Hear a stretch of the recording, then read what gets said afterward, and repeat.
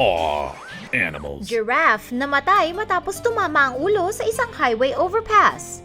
Isang giraffe na nakasakay sa isang open-air truck bed na umaandar sa isang freeway sa South Africa ang namatay noong Huwebes matapos tumama ang ulo nito sa isang overpass. Ilang mga saksi ang nagsabing nakakita sila ng dalawang giraffe sa Pretoria N1 Highway at nag-post sila ng mga litrato sa Instagram at Twitter.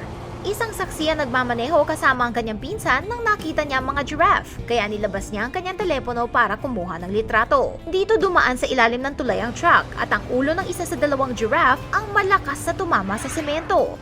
Ayon sa witness, nakita nila sa kanilang rearview mirror na ang truck ay huminto sa gilid ng highway at isang giraffe na lang ang nakita nilang nakatayo.